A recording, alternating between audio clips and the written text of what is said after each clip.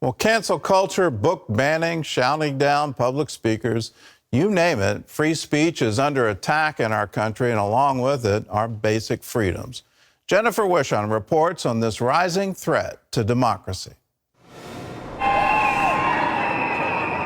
In America, even the most vile speech is protected. It's one of the first guarantees the founders bestowed upon American citizens in the Bill of Rights. Today, however, through censorship, banning books, and the new art of heckling speakers into silence, free speech is under attack like never before. So what is going on here? I mean, what is the fear of having different ideas out there? If you can deny citizens the opportunity to hear the truth, to challenge falsehood and lies, you can imprison people, not physically necessarily, but in a prison of lies and falsehoods. And that's one of the most profound forms of unfreedom that any human can experience, is living a life of lies. As Senior Vice President of Alliance Defending Freedom, Ryan Bangert has a front row seat to the anti-free speech movement. He says it's speeding up and spreading to other sectors of the economy, like banking. Take, for instance, my own organization, Alliance Defending Freedom. Fidelity Charitable made it more difficult for donors to give to ADF through their DAF accounts, simply because we are a religious freedom organization. There are calls from both sides of the aisle to ban certain books many people find offensive, a practice some liken to the burning of books in Nazi Germany.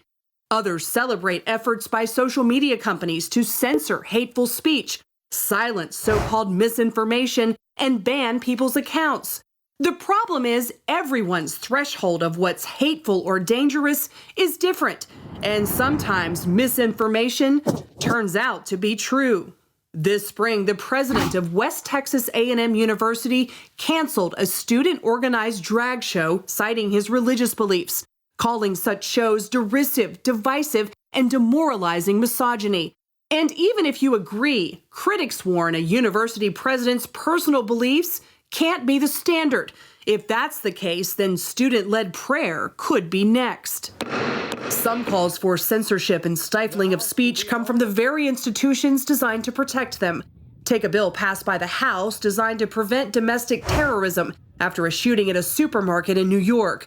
Critics argue the legislation could enable the Justice Department to target parents who disagree with their school boards. Jonathan Turley, law professor at the George Washington School of Law and constitutional scholar, testified against the bill. Fortunately, even though we live in dangerous times, we have a constitution designed for bad times, not good times. Indeed, the Constitution was written in the worst of times. He points out similar laws already exist in Europe. Turley points to England, where he writes even a silent prayer is a criminal offense when done near an abortion clinic, and points to a European man recently convicted of a thought crime.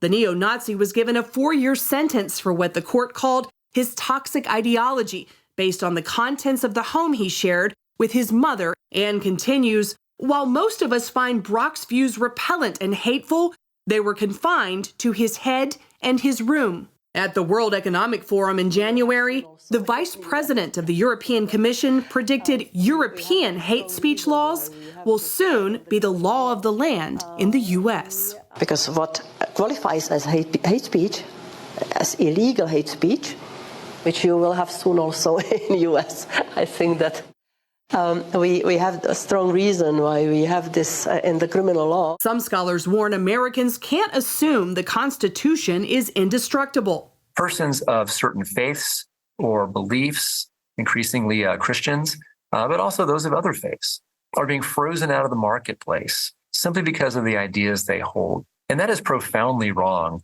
It's un-American. It's also contrary to the principles of the free market. Even the founders disagreed at times over how the First Amendment should be applied. And while different opinions will persist, many people say it's important to preserve this freedom deemed central to being American. Jennifer Wishon, CBN News.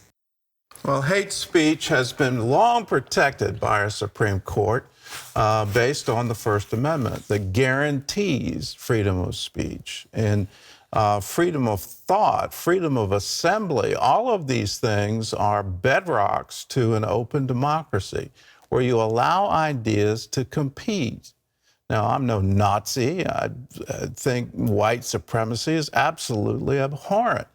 But they have a right to speech. They have a right to assembly. And my hope is in the First Amendment and the competition of ideas that will show everyone this is wrong. Now, where the law needs to draw the line is when you start burning city blocks and you get into violence or you invade the Congress. At that point in time, no, this isn't your right. You don't have a right to do that. You do have a right for peaceful assembly. You do have the right to maintain your own thoughts and to be able to express that in any public forum that you want to. These are fundamental to an open society. Now, here's the warning, and I said this 20 years ago. We need to be very careful about this term hate speech, that somehow or other your speech is injuring somebody else. That is something that our First Amendment doesn't allow. You say no to that. Hate speech is protected speech. That is a fundamental, because who's going to determine what is hate speech and what is not hate speech? You have to have freedom of speech, and that means all speech. So if someone says, well, I can't allow you to have this hate speech on our platform, or I can't allow you to do that in a school, or I can't allow you to do that on a public street, all of these things are restrictions on our freedoms, and we need to say no.